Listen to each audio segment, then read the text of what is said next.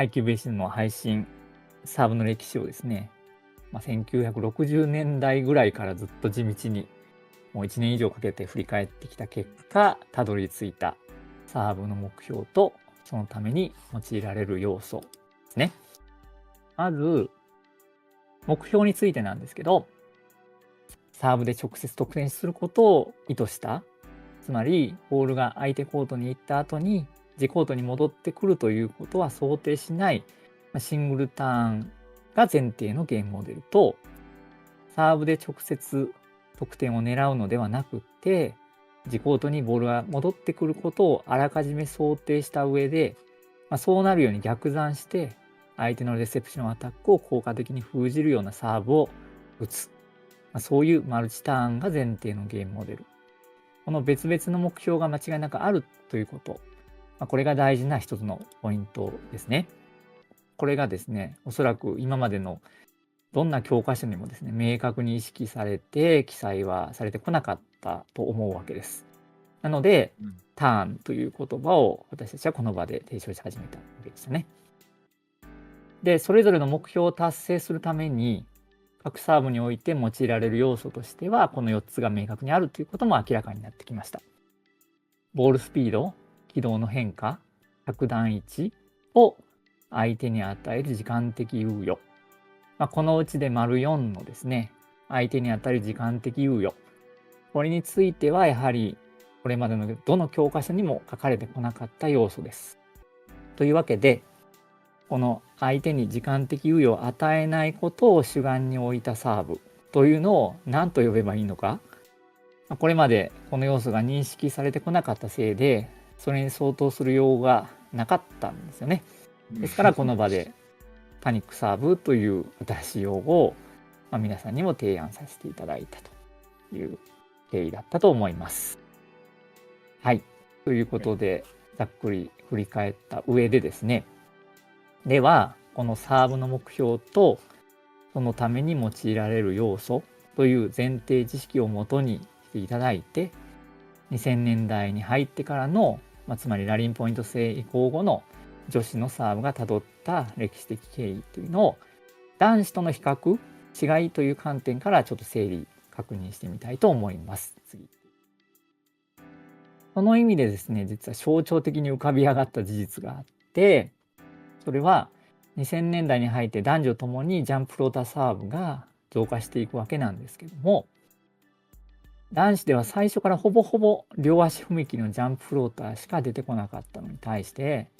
女子は特に初期の頃、2000年代前半から2010年前後にわたって登場したジャンプフローターは、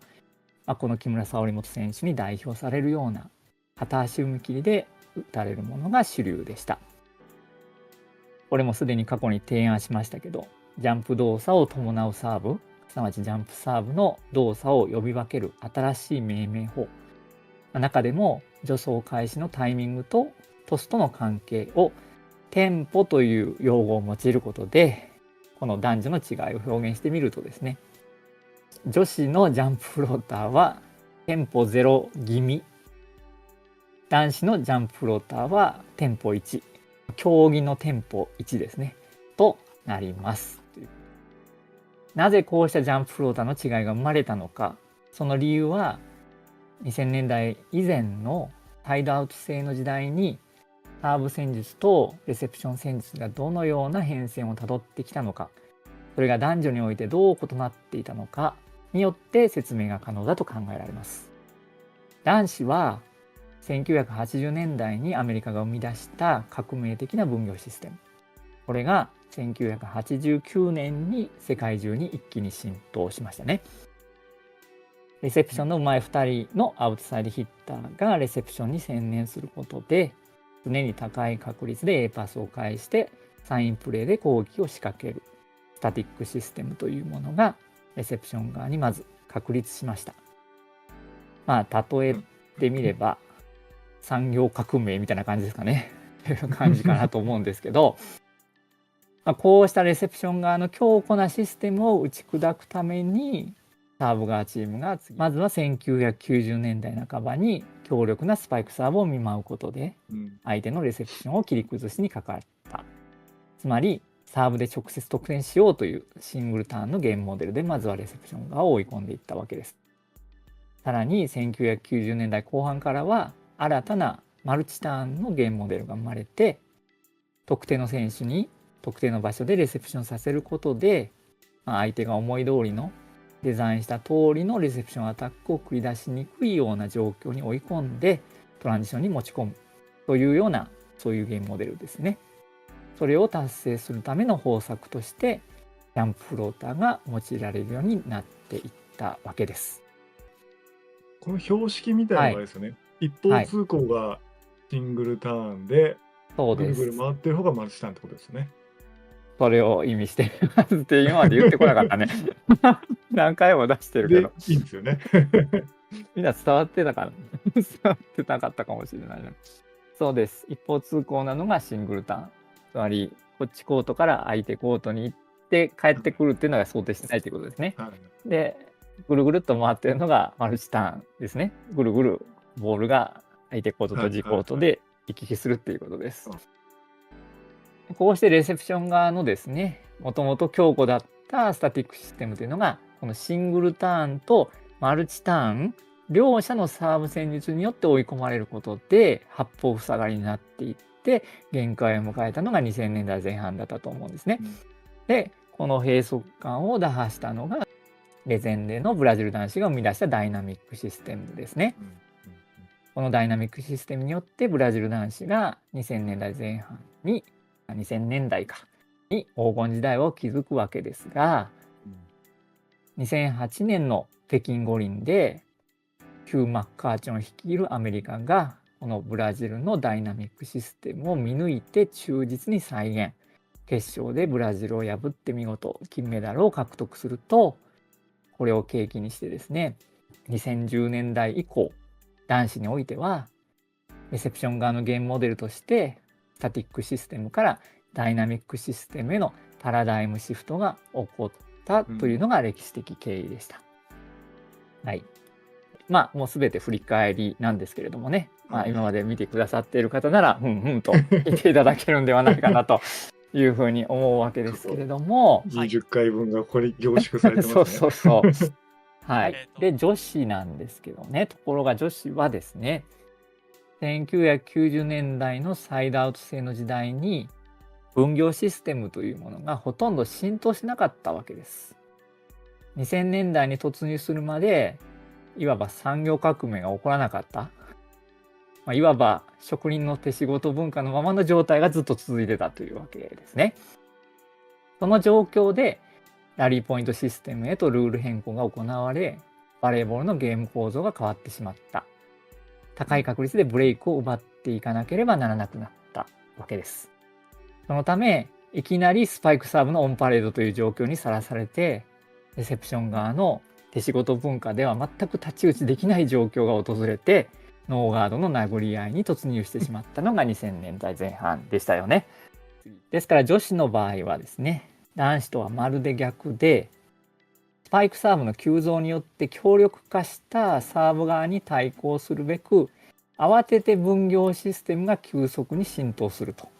いう、そういう時間の流れになっていたわけです。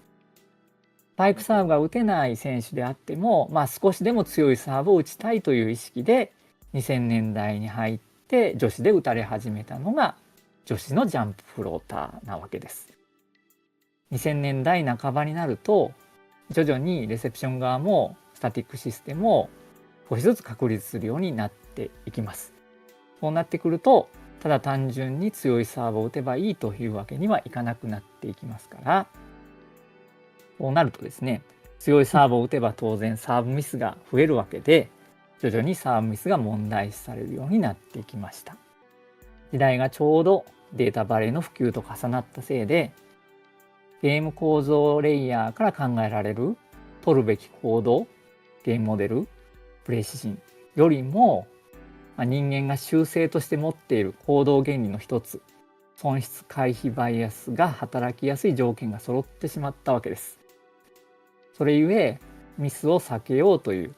サーブ戦術の揺り戻しが起こってしまったのが2000年代半ば以降、2008年の北京五輪までの状況でしたね。具体的には女子で再びロングサーブ戦術が出現するようになっていったということでした。男子では2000年代に入ってほぼ絶滅したロングサーブ戦術が、女子では2008年の北京五輪でもまだ健在だったことを視聴者の皆さんにも映像で確認していただいたと思います。はい、以上から言えることはですね、同じジャンプフローターサーブなんだけれども、男子と女子では何を意図してサーブを打っているのか、その目標が違うんだということだと思う。男子はすでに強固なシステムとして確立していたレセプション側のスタティックシステムに対抗するためにマルチターンを意識して打たれ始めた。だからこそ、どこに正確に着弾させるか、およびレセプション側に時間的猶予を与えずに、具体的にはリベロに思い通りに取らせない、そういう要素が重要で、それを達成するためには両足踏み切り、テンポ1で打つというのが理にかなっていたわけですね。一方女子はレセプション側にもともとシステム自体が存在していなかったので、とにかく強いサーブを打つことにしか意識がなくってですね、だからこそボールのスピードや軌道の変化をいかに最大化するかが重要で、時にはロングサーブ戦術も用いられるし、片足で助走に勢いをつけて打つというのが理にかなっていたというふうに考えられます。さらにここでですね、重要なことはですね、2008年北京五輪の時点では、女子ではそもそもマルチターンの意識自体が芽生えてなかったということですね。ジャンプフローターの意識がどうこうという以前に、そもそもサーブ戦術自体、シングルターンの意識しか存在してなかったということだと思います。サービスエースを奪うまでいかなくても、せめてサーブで崩して A パス返させない。サーブの目標がそこにしか設定されていなかったわけですね。こういう状況の下で、次、2008年に北京五輪でですね、ブラジル女子がマルチターンを意識したサーブ戦術を女子で初めて披露しちゃったんでしたよね。そりゃ圧勝するのは当然ですよね。ということで、